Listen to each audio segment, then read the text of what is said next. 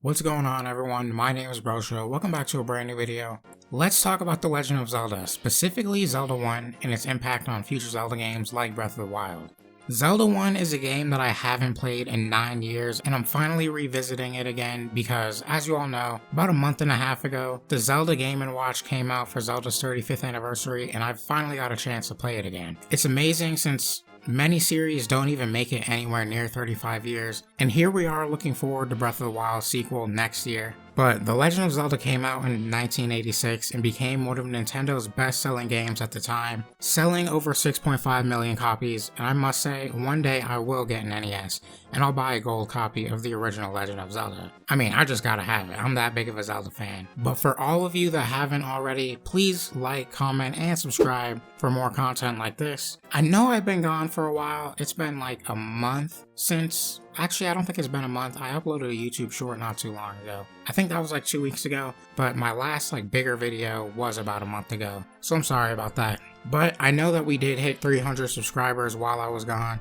and I wanted to thank you guys all for that. But now we're on our way to 400 subscribers, so I would appreciate it if you guys could ring that bell and get all the notifications. For 2022, I'm gonna try and do better. I gotta do better. I know I've been gone. But now we're going back long before I was born. For a game that was a product of its time, it was actually ahead of its time in many ways. In the original Legend of Zelda, you're instantly thrown into the game where you can do anything you want. Starting from the beginning, you enter a cave and get one of the most iconic lines in video games right off the bat. And then after you get your sword, you're off to exploring. The plot of the game is simple. You, the hero Link, must collect the Triforce of Wisdom fragments to save the princess from Ganon, the main villain of the game. A Zelda story in its simplest form. Not only that, but it's the Zelda format in its simplest form as well. This game had a lot of firsts in the series since it was the first game in the series. In Zelda 1, we were introduced to so many iconic enemies like Moblins, Octoroks, Peahats, and even Tektites. All enemies that could be found roaming around the land of Hyrule.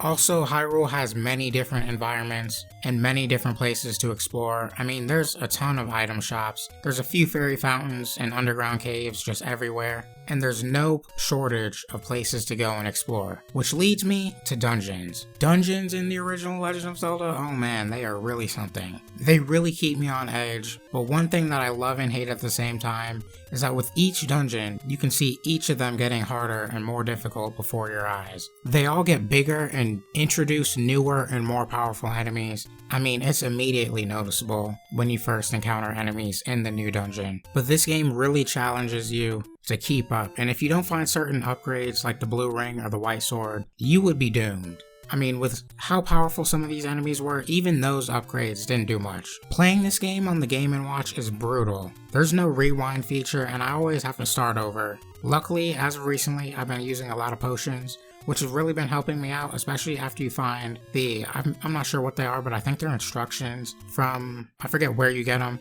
but you give them to the lady and she gives you more powerful potions. So that has really been saving me, especially in these later dungeons. I mean, this game is about 2 hours if you go straight through, but me, I've died so often, I'm probably sitting somewhere around 10. Plus, I also accidentally deleted my save file, so I had to start all the way over.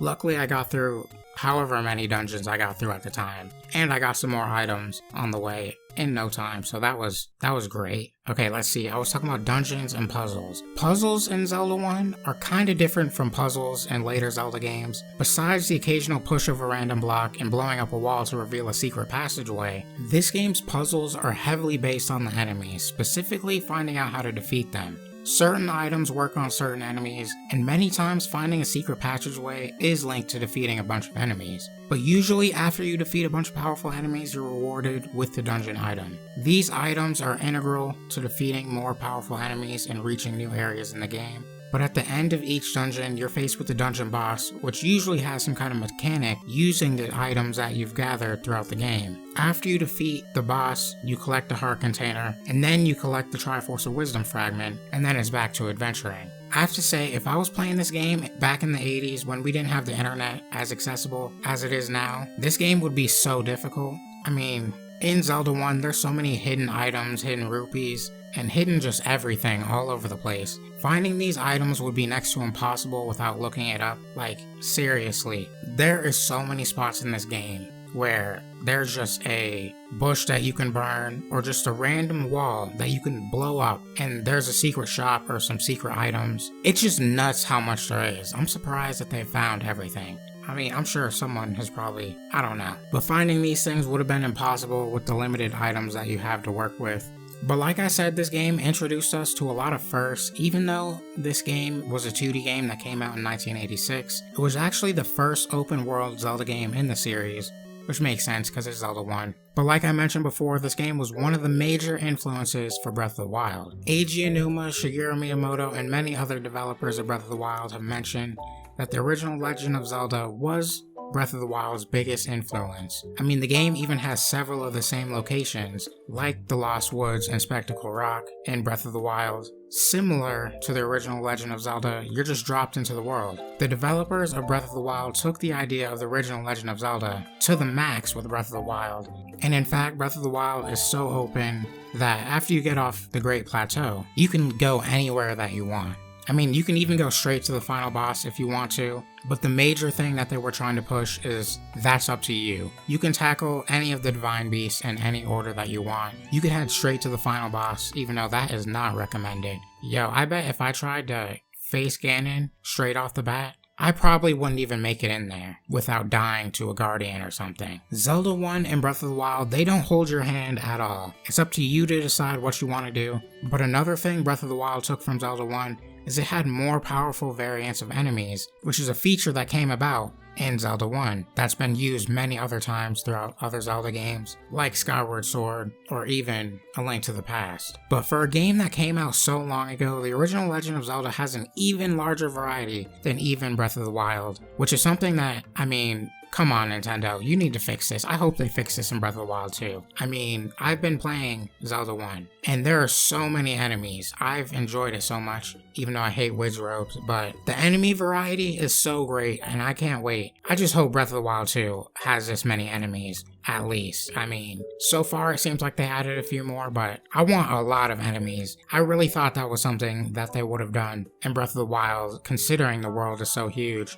They could have put such a large variety of enemies into it, but hopefully Breath of the Wild 2 gets that, because I think it really needs it. But this game is a must play for all fans of the Zelda series, and this game really surprised me with how similar it is to future Zelda games in the series, and it established many things that we would eventually see in future Zelda games. I already know I said it, but I love how it's just so simple. It's a simple and plain Zelda game. And like I mentioned before, I've been playing a lot of this game on the Zelda Game & Watch. I mean, I really recommend it if you're a big fan of the series. I released a YouTube short about 2 weeks ago, like I said earlier. On there, I've been playing Zelda 1 and I've been playing Link's Awakening, which is a game I beat earlier this year on the Switch. But it's great to go back to it. I still enjoy it. It kind of sucks that this version on the Game & Watch isn't the DX version, but on the actual Game & Watch it does look really good. The screen looks really good. It's the original Game Boy version, but it doesn't really make a difference to me because it looks so cool. Also, another thing that I recently found out that we could do is you can actually change the aspect ratio back to the original on some of these games. And then there's Zelda 2, a game that I have been avoiding. I mean, I'm ashamed to say it, like, I could not beat Zelda 2 back then. Like, honestly, I cannot, even with the rewind feature, I cannot beat the first dungeon of Zelda 2. I mean, the furthest I've gotten in this game is up to the first boss, and I could not beat him for the life of me. I think he was like a centaur or a minotaur or something. No, he was a centaur, I think. But, like, seriously, even with the rewind, I was that bad. Like, I really need to, I'm going to give it another chance since I have the Game & Watch. But that boss was just extremely hard. But right now in Zelda 1, I am right about to beat the game. Like, I was just playing it before this. I'm in level 9, about to beat Ganon. So I just need to get the light arrows, I think, if I remember correctly. And I need to get the red ring. And then I'm going straight to Ganon. Wish me luck. And for all of you guys that are new, please remember to like, comment, and subscribe for more videos like this. I've been Bro Show, and I'll see you guys in the next video. Peace.